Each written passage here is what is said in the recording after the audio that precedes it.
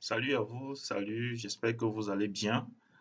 Je suis très heureux de vous retrouver et surtout de partager avec vous la suite de cette formation sur l'utilisation du logiciel CHPay RH. Nous allons voir la leçon 3. Nous allons commencer avec la leçon 3. Nous avons déjà eu à faire la leçon 1, la leçon 2 qui est présente sur cette chaîne ou sur ce compte. Je vous invite à aller regarder afin d'être à la page. Donc, la leçon 3 est intitulée, n'est-ce pas, création des fiches de personnel et création des bulletins modèles, autant pour moi. Voilà, nous allons de ce pas partir dans notre logiciel pour effectuer la création des fiches du personnel. Nous sommes là dans notre logiciel et pour la création des fiches de personnel, il faudra se rassurer que l'on est dans le module paye ici. Donc, si le module paye ici n'est pas actif chez vous, vous devez activer ce module et puis venir sur le menu liste fiche de personnel. Donc, on va cliquer dessus. Donc, il est question maintenant pour nous de créer la fiche du personnel. Et pour créer, n'est-ce pas, une fiche de personnel, ce qui est recommandé, c'est d'avoir tous les éléments de votre personnel. Donc, je suppose vous pouvez avoir un fichier Excel qui retrace toutes les informations de votre personnel, euh, quel que soit, quelle que soit la personne, vous devez avoir des informations sur son identité, du moins tout ce qui le concerne, qui pourra servir à l'entreprise. Voilà. Et ici, pour la création de la fiche du personnel, nous allons créer, ici, cliquez sur le petit plus pour créer. Cette fenêtre qui s'affiche nous permettra de créer, de renseigner tous les éléments du personnel. Comme vous l'avez vu ici, j'ai déjà créé quelques personnes. C'est juste à titre d'exemple pour pouvoir faire notre formation. Donc, maintenant, nous allons créer encore peut-être une ou deux personnes et avec des différents éléments. Donc, comme vous le voyez ici, on a toutes les informations qui, qu'il faut avoir sur le personnel.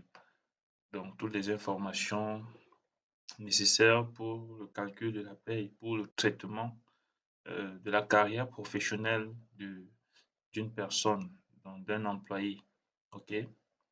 Donc, ici, nous sommes ici, cette interface, c'est l'état civil. Donc, l'état civil, c'est toutes les informations relatives à l'identité du personnel à l'état civil. Donc, ici, nous avons par exemple le matricule. Ici, je crois que c'est automatique puisque j'ai déjà créé 3 personnes et ici c'est à 4. Donc, je peux entrer un numéro de badge ici. Si dans votre entreprise, par exemple, vous avez des badges et autres, vous pouvez entrer le numéro de badge de la nouvelle personne que vous voulez créer.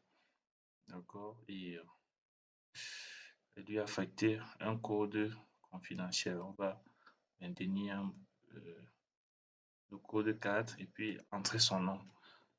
S'il s'agit d'un monsieur ou madame ou mademoiselle, il faudra préciser.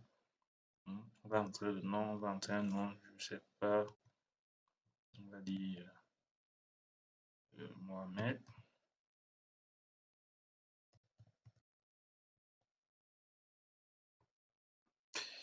Et son prénom, Mohamed Ali. Pourquoi pas. Maintenant, tous les autres éléments, nom de jeune fille, prénom d'usage et tout, si vous voulez, vous pouvez entrer. Donc, si par exemple il y a un surnom, si cette personne a un surnom, vous pouvez mettre ces informations-là si vous les avez et indiquer sa situation familiale. En dépliant ici, on a les différentes situations familiales que peut avoir une personne. célibataire, marié, veuf, divorcé. Donc, il faudra préciser, sachant que la précision devra engendrer, n'est-ce pas, euh, devra engendrer certaines caractéristiques. Par exemple, pour un célibataire, le traitement du salaire d'un célibataire n'est pas la même chose que le traitement des salaires d'un homme marié ou d'une femme mariée. Pareil pour un veuf, pour un divorcé, etc. Donc, on va aller sur la base que notre employé que nous créons est marié et qu'il a euh, des enfants de nom. Bon, ici, si vous cochez non connu, ça veut dire qu'il faudra à un moment remplir les noms, les informations également de ses enfants. Et puis, en cliquant ici, on peut ajouter une photo si on veut. Voilà. Euh, si on peut ajouter la photo de l'employé si on veut. Et ici également, en cliquant sur enfant, ça devra nous permettre de renseigner les informations sur l'enfant, liste des enfants par marié. Donc, en cliquant sur ce petit plus, on va ajouter des enfants. Donc, on va dire que Mohamed a un enfant, Salif, par exemple, et indiquer la date de naissance de cet enfant-là. On va, on va dire que cet enfant est né euh, en 2019. Oui, je prends une date comme ça au hasard. Donc, c'est un garçon, donc c'est un enfant à charge. On va dire OK. Et comme vous le voyez, l'enfant est déjà créé. Puisqu'on a dit tout à l'heure qu'il avait deux enfants, on va dire qu'il a Salif et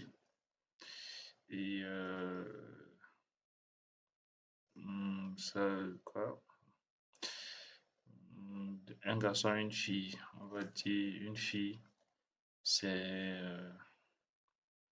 on va dire Larissa.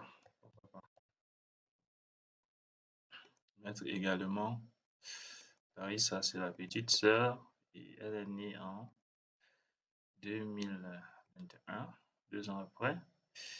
Et en janvier toujours, pourquoi pas. Et là, c'est une fille. On va faire OK. Là, on a lycée des enfants. Donc, on va fermer. Là, on a mis les enfants, donc deux enfants renseignés. OK.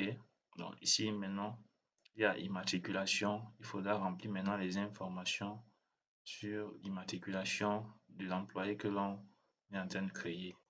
Donc, on va dire que Mohamed est né, lui, en 1995, janvier aussi. OK. Date connue. Euh, Département.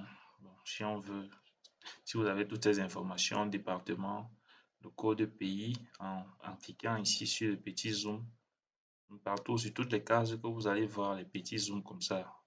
En cliquant dessus, ça va vous sortir les éléments, soit qui ont déjà été créés, ou bien ça va vous demander de créer les codes pays. Donc, comme vous le voyez ici, par exemple, il y a déjà les pays qui existent, qui sont. Donc, je vais dire que mon employé est camerounais, le code pays s'affiche. Ici, nationalité camerounaise. OK. Maintenant, numéro 4 de ce jour, ces informations, si vous les avez, date d'expiration, ça peut être ici. Vous pouvez mettre le numéro de sa carte d'identité, pourquoi pas, et la date d'expiration de sa carte d'identité. Donc, on va mettre chiffre, date d'expiration. Et sachez que toutes ces informations auront un impact sur la date d'expiration.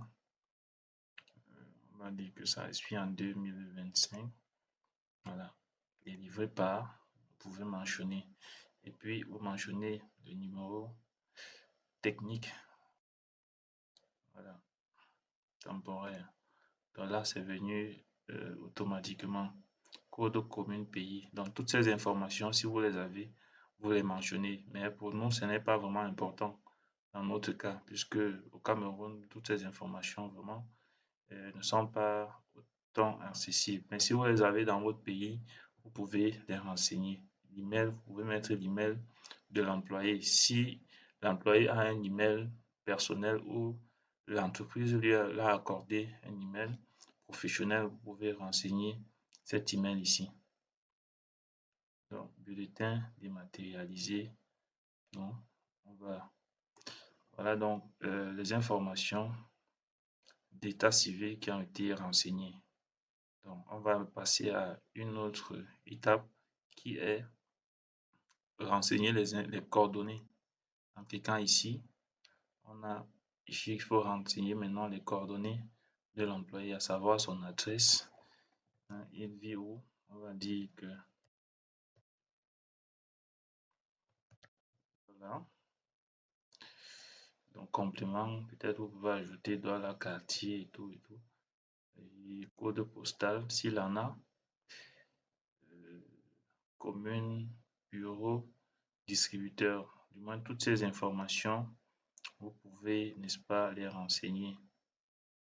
Vous pouvez les renseigner. Toujours est-il qu'il y a des informations obligatoires. Ici, le numéro de téléphone, son numéro de téléphone, vous pouvez renseigner le numéro de téléphone de l'employé. Je sais pas, je peux mettre n'importe quoi. 6 97 65 0 6 97 65 00 là, bon, ça c'est mon numéro. Code de distribution à l'étranger, bon, ça on n'en a pas besoin. Maintenant, première, vous pouvez renseigner maintenant les informations relatives à la banque, donc à la banque du salarié. Ça, c'est pour prévoir les virements du salaire. Si vous avez ces informations, vous pouvez les remplir. Si vous avez toutes ces informations, vous pouvez les remplir. Donc, si dans la fiche de personnel que vous avez sur Excel, il y a toutes ces informations-là, vous pouvez simplement les remplir comme vous le constatez ici. Le nom a déjà été pris automatiquement. Et puis le code pays avec le numéro e-banking, par exemple. Donc, si vous avez toutes ces informations, vous les renseignez aussi simplement. Cela aussi, je pense, pourra apparaître, si on veut, sur le bulletin de paye ou sur tout document, sur les documents de l'employé, les documents que l'employé devra demander. Voilà. Ici, paiement à banque. Banque 1, banque 2, si on veut, en fonction, n'est-ce pas, des éléments de votre comptabilité. Répartition. Quelles autres informations on peut remplir ici? Mode de paiement, comment est-ce qu'on va payer? On va payer par virement. Oui. Banque, établissement payeur, banque, première banque, on a déjà dit. Ici, en cliquant sur banque, ça donne la possibilité de sélectionner une banque. Voilà. Maintenant, pour ceci, c'est bon pour cet espace. On va maintenant aller paramétrer les éléments du contrat de notre employé. On a la nature du contrat. Ici, détail du contrat, on clique sur ça et puis on va entrer les éléments de détail de son contrat. On a ici la date de début. La date de début, ça peut être la date de début, ça peut être, on va dire qu'il a commencé janvier. On revient en 2000.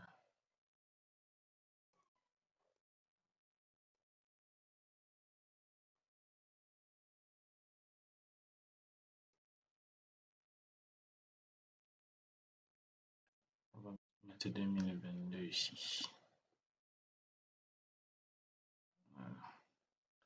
Fin période d'essai. Si l'employé est en essai, vous pourrez mettre ici fin de sa période, fin prévue de sa période d'essai. Le motif du contrat, en cliquant ici, on peut sélectionner nom, CDI. Voilà. Et la nature du contrat est maintenant. D'accord. Donc tous ces éléments, on avait déjà créé ça, vous rappelez-vous, lorsqu'on faisait la leçon 1. Donc je ne vais pas revenir dessus seul. On sélectionne simplement parce que tous ces éléments avaient déjà été créés lorsque à la leçon 1. Donc vous pouvez aller regarder cette vidéo pour voir comment est-ce que tous ces éléments ont été créés. Donc là, ici, on utilise simplement ces éléments-là pour pouvoir créer la fiche du personnel. Clause de non-concurrence, oui, il est soumis à une clause de non-concurrence. Salarié remplacé. Bon, là, c'est si celui qu'on recrute, n'est-ce pas, vient pour remplacer un salarié. En zoomant ici, on a la liste des employés. Hein, on peut cliquer pour dire que bon, il remplace un employé. Sinon, on peut laisser simplement. OK. Et code population. Bon, on peut dire que salarié de droit privé, oui, on laisse ça comme ça. Rupture de contrat, donc dernier jour travail. Ici, tous ces éléments, on pourra revenir en fonction de la carrière professionnelle, en fonction de la carrière de l'employé ou en fonction de l'évolution de l'employé dans l'entreprise. Voilà. Dernier jour travaillé et payé, motif de départ. Donc, ce sont les éléments que, au moment venu, vous pouvez revenir pour pouvoir remplir. Si ces événements-là se déroulent, donc licenciement par exemple, vous pourrez venir ici et remplir notification de rupture et tout. Réalisation de préavis. Donc, toutes ces informations, vous pourrez venir les remplir. On va faire OK. Et quel autre élément de contrat on va renseigner ici? La date d'embauche.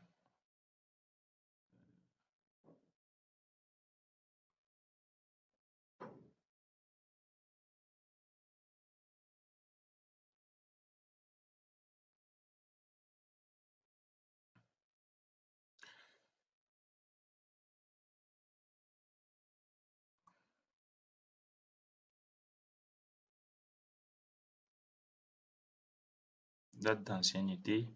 Ici, date d'ancienneté, par exemple, si l'employé est nouveau dans l'entreprise et qu'il a eu à travailler, je crois qu'il y a une clause dans le code de travail. Quand un employé vient d'arriver dans une entreprise et qu'il a eu à travailler dans les entreprises précédentes à un poste similaire ou quelque chose comme ça, n'est-ce pas? Et vous pouvez décider de, de, de reconduire, de continuer, n'est-ce pas, avec son ancienneté. Voilà. Donc, vous pouvez mettre sa date d'ancienneté. On dit que, par exemple, il est dans la profession.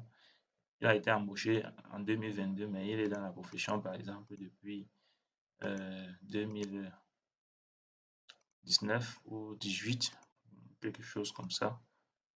Là, ça va permettre que, par exemple, ici, ces années d'ancienneté puissent déjà être prises en compte dans le calcul de la paye, sachant que il y a dans les éléments de paye l'ancienneté qui compte. Donc, et ça compte pour de vrai, donc à un certain pourcentage.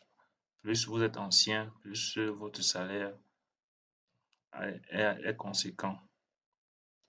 Établissement. Bon. Ici, en cliquant ici, ça vous permet de choisir dans quel établissement est-ce que votre employé devra travailler. Donc, ici, dans notre cas, on a créé un seul établissement. On avait déjà créé tous ces éléments. Donc, je ne vais pas revenir dessus. On les utilise tout simplement. Type d'entrée, embauche. Ça aussi, on avait déjà créé tout ça. OK. Date d'entrée dans l'établissement, c'est déjà mentionné. sortie. Donc ça, ce sont des éléments qu'on pourra venir remplir quand l'employé sera soit licencié, soit il aura démissionné, soit il sera congédié, pour congé technique ou autre. Il faudra venir remplacer, remplir les dates pour faire sortir l'employé. Voilà. Maintenant, ici, c'est déjà rempli. On va continuer. Comme vous l'avez constaté ici, l'ancienneté a déjà été prise en compte. En fonction des éléments qui ont été renseignés ici, l'ancienneté a été prise en compte. Donc, on a en mois 52 mois, soit 4,333 années d'ancienneté. Dans la profession, en mois, on a 4. OK? Donc, on va maintenant sur poste, convention collective, convention collective du commerce. Si vous en avez d'autres, vous devez créer ou sélectionner ce que vous avez déjà créé. Ça, on avait déjà créé au départ, cette convention collective. Donc, on l'a simplement utilisé. Ici, poste, voilà, en zoomant ici, vous avez la liste des postes. Vous allez simplement choisir le poste de la personne. Ici, là, vous avez par exemple le statut des différents postes. Que ce poste-ci est occupé et ce poste-ci, par contre, est vacant. Donc, on peut par exemple dire que on va choisir ce poste. Vous répétez reporter les informations du poste. On va cliquer sur OK pour que toutes les informations qu'on avait renseignées au départ puissent être prises en compte. Département, on va sélectionner direction générale, service administratif, unité. Bon, on n'avait pas créé l'unité, ce n'est pas grave. Catégorie, si vous l'aviez créé, voilà, vous renseignez tout simplement les catégories. Donc, si il est à l'échelon catégorie A, échelon B, tout cela, c'est l'endroit où il faut renseigner. Maintenant, le planning annuel, on va dire qu'il a ce planning. Si on avait déjà créé le planning, je vous ai montré comment est-ce que ça se crée. Date de début, c'est déjà renseigné. Date de fin, information ultérieure. Emploi, maintenant, l'emploi, on va zoomer. Il dit qu'il a cet emploi-ci. Qualification, bon, il est directeur général, c'est ça. Et puis, catégorie socio-professionnelle. Donc ici, si vous voulez, vous pouvez remplir les catégories, créer les catégories socio-professionnelles en fonction de votre législation. Si il rentre dans la catégorie, je sais pas, catégorie A, B et tout, vous pouvez renseigner salaire minima, salaire minima qui sera considéré comme le salaire de base. On va dire que 1 million. Et voilà, classification, niveau indice, donc toutes ces informations, vous pouvez les renseigner si vous les avez. Statut, convention employé, bon, on va dire que c'est un cadre, quand même le directeur général, oui, cadre, ok, cadre ici, ok, donc à la suite, on va venir mentionner les éléments de paye, non? Ici, on va dire que date de début, on peut plus renseigner ici puisque ce sont les informations qu'on a renseignées préalablement. Bulletin modèle, on va l'affecter un bulletin modèle. C'est vrai que dans cette vidéo, nous allons voir comment on crée les bulletins modèles, mais on va déjà renseigner qu'il a ce bulletin modèle. Je vais vous expliquer tout à l'heure à quoi ça renvoie. Le salaire de base,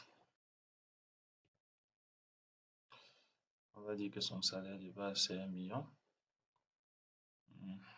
C'est pas assez généreux, mais bon. Type, mensuel. Oui, on va laisser salaire moyen. Bon, ça se calcule automatiquement. Salaire de référence annuel.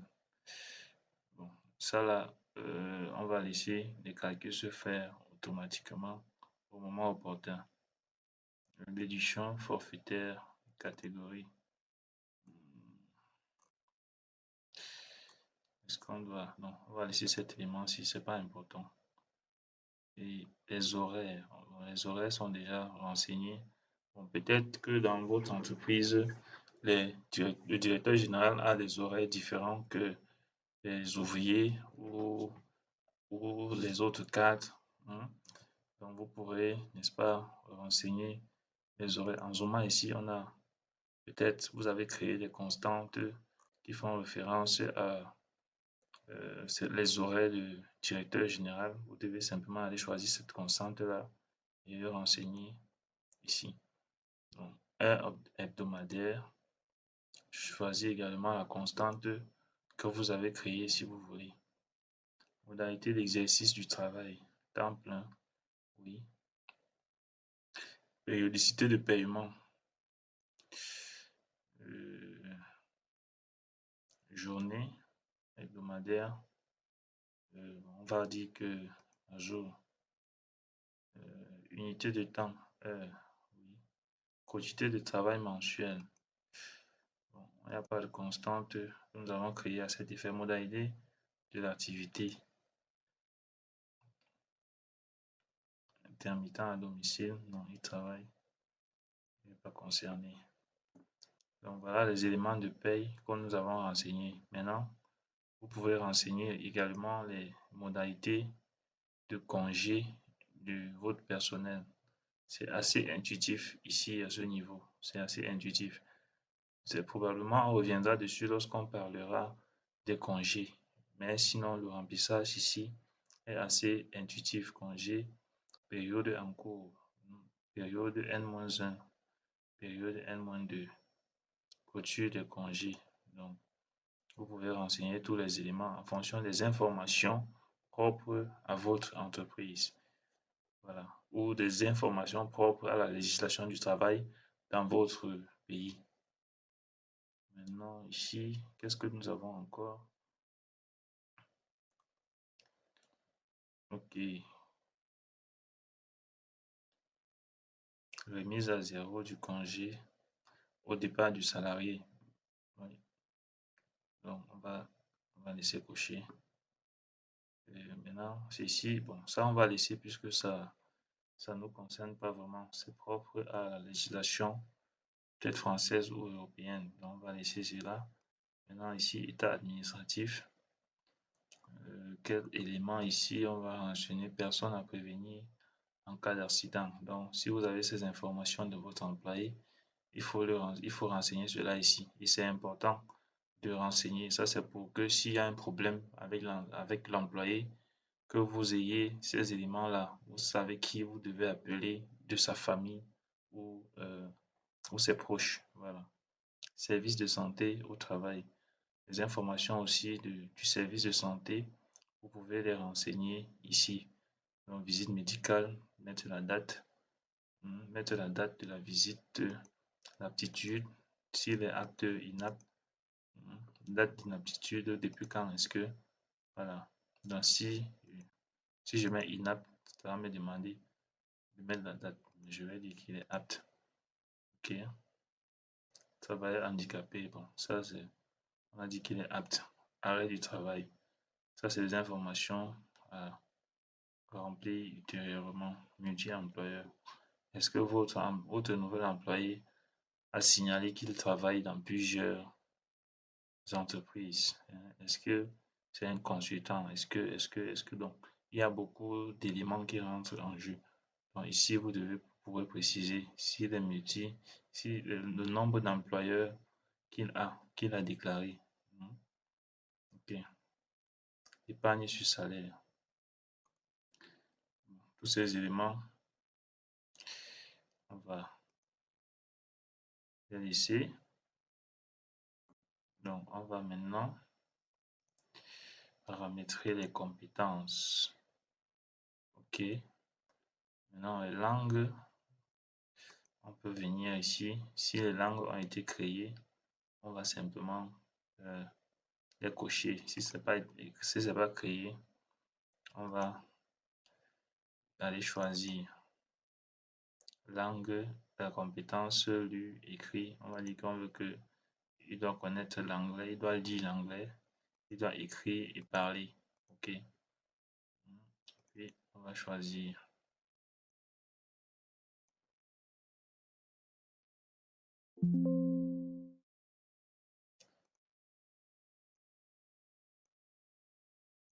OK.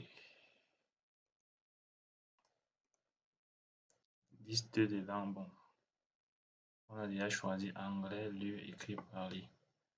Diplôme. Bon, s'il y a plusieurs langues, hein, donc ça dépend de vous vraiment. On peut également dire que le français, lu, écrit, parler. OK. Voilà. C'est déjà ajouté.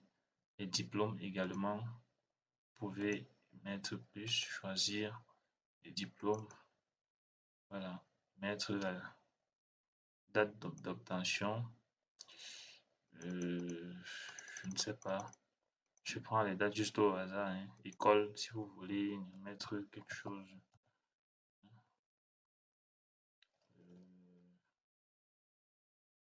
comme, par exemple,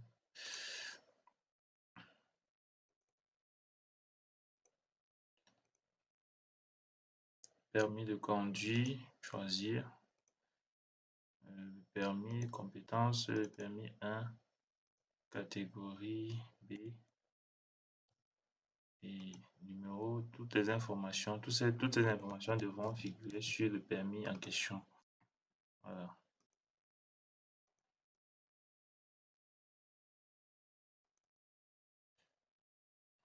Date d'expiration. Voilà. Donc, voilà, on a les informations sur les compétences de notre employé. Caisse nationale, bon, ça, on va laisser. Formation professionnelle en continu. Date du dernier entretien professionnel. Si votre entreprise a ce système d'entretien professionnel régulier, vous pouvez mettre la date du dernier entretien. Puisque c'est un nouvel employé, on va d'abord laisser comme ça. Maintenant, des informations libres, formation. Ici, catégorie. Bon, c'est un nouvel employé, on n'en est pas encore là. Donc, voilà, donc on a rempli pratiquement toutes les informations sur notre nouvel employé et la fiche du personnel devrait déjà exister. Donc, en cochant, en allant sur, en me disant OK, comme vous le constatez, la fiche du personnel de ce personnel-là est déjà renseignée. D'accord? Voilà. Voilà comment on crée euh, la fiche du personnel. Donc, tous ces éléments. Maintenant, nous allons aller voir comment l'on crée les bulletins modèles. Alors, pour créer les bulletins modèles, on va d'abord fermer ceci. Pour créer les bulletins modèles, on va aller sur le menu gestion ici et puis bulletin modèle. Voilà. Et puis, comme vous le constatez ici, j'ai déjà créé un bulletin modèle. Maintenant, il faut que je vous explique c'est quoi le bulletin modèle. Le bulletin modèle, c'est euh, par exemple, c'est un bulletin, n'est-ce pas, qui regroupe une certaine catégorie d'employés dans les entreprises. Et en fonction, n'est-ce pas, du système hiérarchique de l'entreprise peut décider euh, d'affecter à ses cadres certains éléments de salaire et que euh, les, sur les éléments de salaire des ouvriers, il n'y a pas. Donc, raison pour laquelle il peut choisir de créer un bulletin modèle pour les cadres, un bulletin modèle pour les ouvriers, un bulletin modèle pour les chefs de département et ainsi de suite. Donc, ici, nous allons créer un nouveau bulletin modèle. Donc, pour cela, on va cliquer sur notre petit plus, comme toujours, et puis on va renseigner simplement le code 2, puisqu'on a déjà créé un. On va dire bulletin des ouvriers. Voilà. Donc, type mensuel, toujours. Et les horaires. Donc, si vous avez créé une constante qui fait référence aux horaires, aux horaires, par exemple, des ouvriers, vous devez mettre cela ici. Mais pour notre cas, nous n'avons pas encore fait. Donc, ici, on va, n'est-ce pas, renseigner les différentes rubriques, il faut mettre qui vont appartenir à ce bulletin-là. Du moins, euh, ce sera renseigné ici. D'accord? Donc ici, par exemple, on a information, les informations sur le type de bulletin. Donc si vous avez une mise en page, si vous avez déjà créé une mise en page particulière pour les ouvriers, vous sélectionnez simplement le bulletin papier ici parmi tout ce qui existe et puis voilà, vous allez choisir. Mais pour nous, nous allons d'abord laisser ainsi. Je pense qu'il y a une vidéo euh, un peu devant. Il y a une leçon qui est spécifique pour cela. Donc, on va d'abord laisser comme ça. Et voilà. Maintenant, on va sélectionner les rubriques. Donc, les rubriques que nous voulons mettre, les rubriques, les éléments de salaire que nous voulons que cela appartienne à ce bulletin modèle. Donc, on va sélectionner plus. Donc, ici, là, on va sélectionner tous les éléments, tous ces éléments. Par exemple, on va dire plus et on va taper sur Entrée. Tel que vous voyez, tous ces éléments ont été ajoutés au bulletin modèle, c'est-à-dire que tous les employés, tous les ouvriers, on devra, au moment de la création de leur fiche de personnel, on devra associer ce bulletin modèle à leur fiche de personnel pour que cela puisse être pris en compte au moment du calcul de leur salaire. Voilà donc comment on crée le bulletin modèle. Voilà notre bulletin modèle qui a été créé. Voilà. Je crois que c'est tout pour cette leçon 3. Donc, on va se retrouver par la suite pour voir la leçon 4 qui va porter sur le bulletin salarié ou de paye. Donc là, il sera question de faire l'édition des éléments de paye d'un salarié dans son bulletin, l'impression des bulletins, les opérations faites en masse, donc modification et impression en masse, paramétrage du modèle de bulletin de l'entreprise. Voilà, tel que je vous disais, nous allons faire ces éléments-là. Donc, je vous invite à rester, à vous abonner surtout. Si vous avez des questions, posez-les en commentaire. Je me ferai un énorme plaisir de répondre à ces questions-là. Et voilà, abonnez-vous, cliquez sur la cloche de notification pour recevoir une notification sur toutes les vidéos que je mettrai en ligne. Voilà. Et si vous avez vraiment des difficultés, n'hésitez pas à me contacter. C'est mon numéro ici et mon numéro est sur toutes les plateformes de parole de gestion dans les réseaux sociaux, que ce soit sur YouTube, sur TikTok, sur LinkedIn, sur Facebook. Vous retrouverez, n'est-ce pas, toutes mes vidéos là. Donc, n'hésitez pas à me contacter si vous avez des difficultés. On va se retrouver à la prochaine vidéo. Donc, d'ici à là, je vous souhaite le meilleur et que Dieu vous bénisse. Donc, on se retrouve donc à la prochaine vidéo. Ciao!